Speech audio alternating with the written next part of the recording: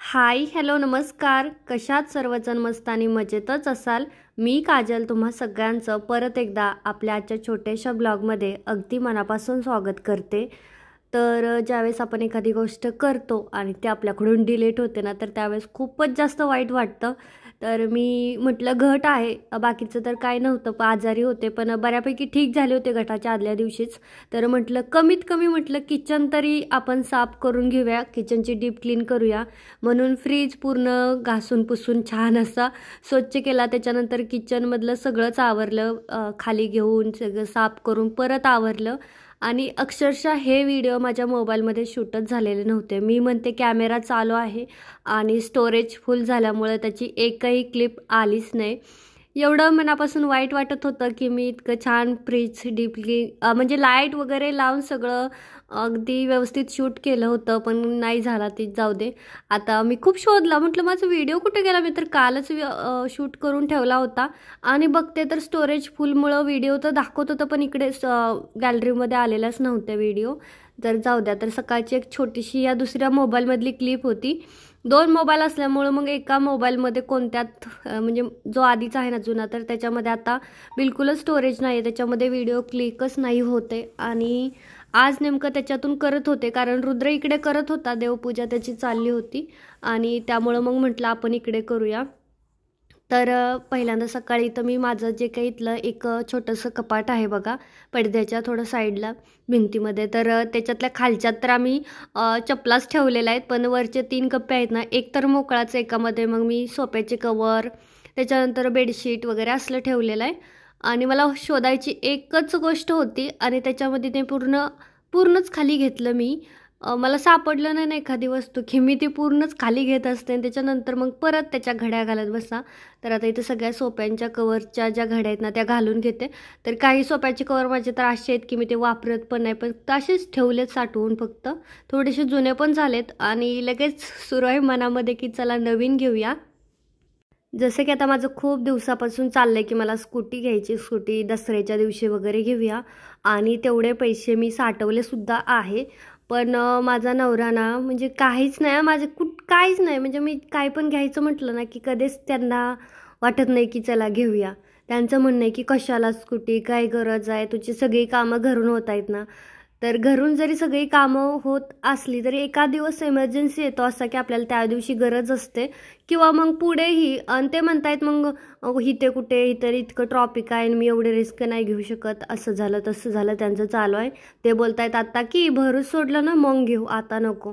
तर हे असंच टाळटाळ करत राहता. म्हणजे मला एखादी गोष्ट पाहिजे असेल, काही पण पाहिजे असेल तर हे असंच असतं आमच्या घरामध्ये. त्याच्यामुळे माझे तर नाता नुसतं, मला आता असं वाटतं काय फायदा माझा एवढं कष्ट करून, काहीच अर्थ नाही त्याला. अख्खा दिवस अजून तर मी हिरमोडून बसली होती, नाही मला पाहिजेच करून, पण नाही, कोणाला काही घेणं देणं नाही काही नाही.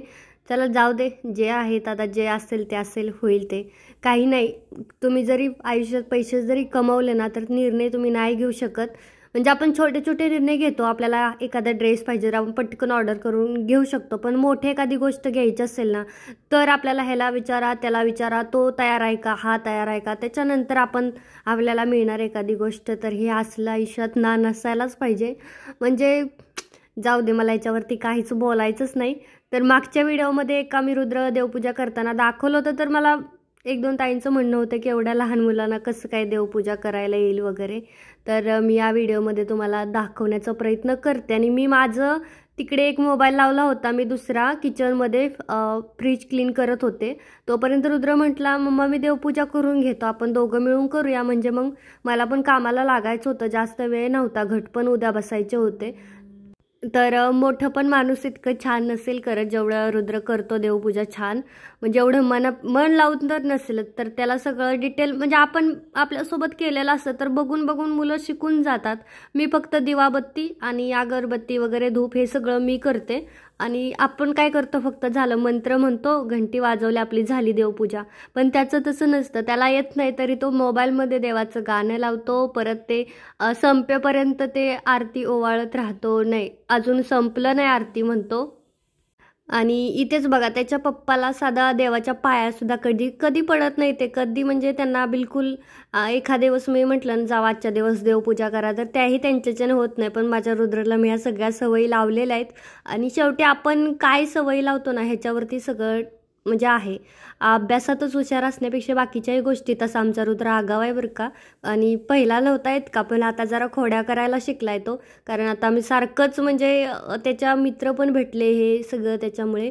तर बघा त्याने सगळे जे देव आहेत ना एका ताटामध्ये ठेवलेत. त्याच्यानंतर आता तो आतली मंदिरातली जी कपडे आहेत ना तर देवाचे वस्त्र, तर ते आता काढून नवीन आणणार आहे. आणि माहीत आहे एका एका मूर्तीला तो आंघोळ घालतो, एका एका आपल्याला म्हणजे हे बघा एका एका मूर्तीला. एवढंच की आता लहान आहे तर त्याच्याकडून आपण एकदमच चांगलं करण्याची अपेक्षा नाही करू शकत. आता बघा त्याच्याकडून तांब्या आवरत नाही तर जास्त पाणी पडतंय, पण ठीक आहे तरी त्याचं देव मानून घेतोय, कारण की तो जो काही करतो ना ते मनापासूनच करतो त्याच्यामुळे.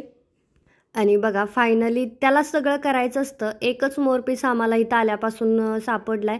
मोराला तर पीसच राहिले नाही, एक तर मोर पूर्णच त्याचे पीस गेलेत, पण कुठं पडलेत काय माहीत.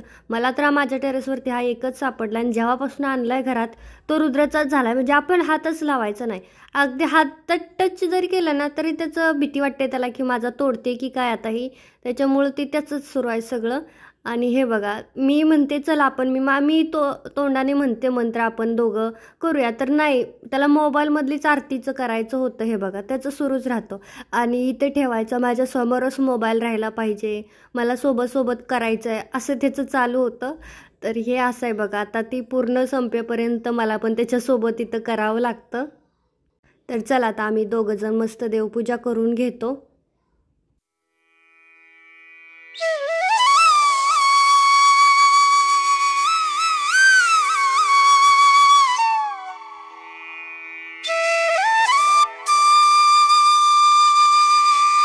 चला आता इथं रुद्राचं काही संपणार नाहीत कारण त्याचं खूपच वेळ चालतं.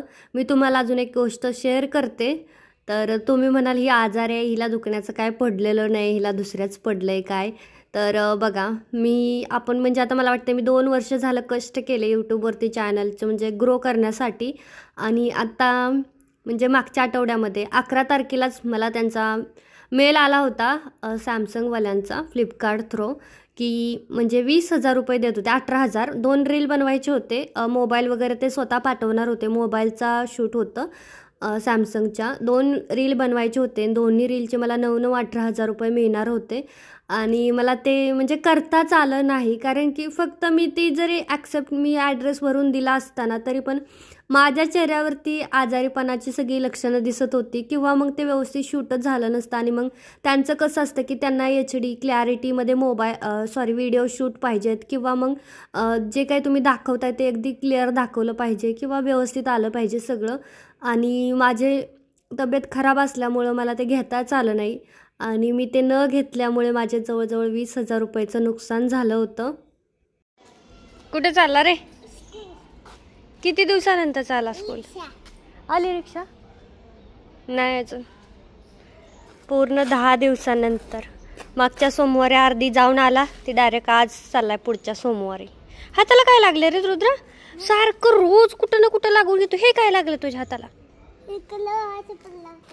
आता अजिबात खाली सोडणार नाही तुला खेळाय. पाय सगळे फोडले, गुडघे दोन्ही फोडलेत, खाली पाय फुटले बघ सगळे, पायाला नुसत्या जखमा, सगळे डाग डाग डाग झाले सगळ्या पायाला. आता काय नाही, आय कार्ड नीट ठेव ते. नाही रुमाल दिला हातात, काढून घे रुमाल. इथं काही नाही, हे असले जे पैसे आहेत का नाही ते इतके आहेत, इतके म्हणजे की बस या रस्त्यावर रुमाल तर खाली जीव वाटत ना. ग्राउंड फ्लोअरवाल्यांचं तरी अवघडच आहे. तर संध्याकाळच्या 4:45 वाजता या दोघांचं आगमन झालं. त्यांची फर्स्ट शिफ्ट होती आणि रुद्रही आला होता. 4:45 पर्यंत येतो तो. आणि दिवसभर मी घरात असते, माझं काम सुरू असतं. मग मी काही खाल्लं का वगैरे ह्यांना काही घेणं देणं नसतं. ह्या दोघं आले ना की मी बनवायचं काहीतरी ह्यांना द्यायचं. म्हणजे किती आयुष्य, मला तर एखाद्या वेळेस वाटतं की बापरे मुलाचंच आयुष्य पाहिजे, मुलगी नको रे बाबा. कारण कुणाला काही पडलेलं नसतं, ही जेवली का, हिने काय केलं काही नाही, तू फक्त मरमर कष्ट करत राहा, काही नाही तुला काही काहीच नाही. तर बघा इथं मला मी साईडला इथं शेवाळ्या करायला ठेवल्या होत्या रुद्रसाठी, कारण त्याला गोड आवडतं जास्त करून आणि दूध पण होतं शिल्लक. आणि मग दूध मी त्याला प्यायला नाही दिलं ना, तर आठवडाभर झालं. तर एकदम त्याला जास्त दिलं ना तर मग त्याला पचणार नाही. त्याच्यामुळे आता हळूहळू परत सवय लावायची आहे. तर मग इथं मी शेवाळ्यामध्येच दुधात शेवाळ्या करून त्याला देत होते. पण त्याच्या पप्पांचं म्हणणं होतं मला गोड नाही खायचं, भजी कर. कारण पावसात भिजून आले होते ते दोघंही. रुद्र नव्हता भिजला, तो रिक्षाने येतो, पण त्याचे पप्पा भिजले होते. मग भिजल्यामुळे त्यांना चहा आणि भजे पाहिजे होते. तर मग आता हे दोन्ही करते इथं. आणि अक्षरशः मला रडायलासुद्धा आज कांद्यामुळे येत नव्हतं, कारण नव्हतंच पाणी, तर कुठून रडायचं असं झालं होतं. तरी मी इथं भजे करून घेते. मगाचा विषय अर्ध्यावरतीच राहिला तो कोलॅबरेशनचा. तर मला ना मनापासून इतकं वाईट वाटत होतं की अक्षरशः जवळजवळ 20,000 रुपयाचं नुकसान झालं. आणि जे की फक्त 2 रील बनवायच्या होत्या, 2 व्हिडिओ फक्त शूट करायचे होते आणि तेवढ्यामध्येच मिळणार होते 20,000 रुपये. आणि 20,000 रुपये खूप मोठी रक्कम असते. अगदी महिनाभर कष्ट केले तरी इतके पैसे नाही भेटत, जे की आपल्याला एका दिवसात देतात प्रमोशनसाठी, कोलॅबरेशनसाठी. म्हणजे मोठे ब्रँड असे छोटे मोठे नाही कोणी देत, मोठे जे असतात ना ते देतात. तर सॅमसंग ब्रँडचे मला कोलॅबरेशन होते, नाही करता आलं. जाऊ द्या, म्हणतात ना शेवटी नशीब पण साथ द्यावी लागते. आपल्या जरी कष्ट करायची इच्छा किंवा हिंमत असेल ना तरीच पण आपल्याला नशिबाने पण साथ दिली पाहिजे. त्याच टायमिंगला ज्यावेळेस सेल चालू होते मिशो फ्लिपकार्ट वरती, त्यावेळेसच मला आजारी पडायचं होतं नेमकं. आणि त्याचंच नाही, मला बाकीच्यांनी कॉल केले होते, मिशोवाल्यांनीही केले होते की आमचं म्हणजे बिग बिलियन डेचं ते काय ते मेगा ब्लॉकबस्टर सेलचा पण एक शॉर्ट व्हिडिओ बनवून त्यांना द्यायचा होता, मिशोला टॅग करायचं होतं. पण मला तेही नाही करता आलं. पण मिशो जास्त पैसे नाही देत आपल्याला, जसं फ्लिपकार्ट किंवा मग बाकीचे ब्रँड देतात ना तेवढं नाही देत. चला आता मी तर तो विषय सोडून दिला. शेवटी जे नशिबात असतं ते आपल्याला भेटतंच. आता मी इथं करते भजी आणि त्याच्यानंतर मला अजून बाकीचं पण थोडंसं काम होतं. चला तर मग आता इथंच आपला छोटासा ब्लॉग थांबवते. कसा वाटला मला कमेंटमध्ये नक्कीच सांगा आणि आवडला असेल अशीच अपेक्षा करते. भेटूयात उद्याच्या छानशा व्हिडिओमध्ये. तोपर्यंत खुश राहा, मस्त राहा. Bye bye.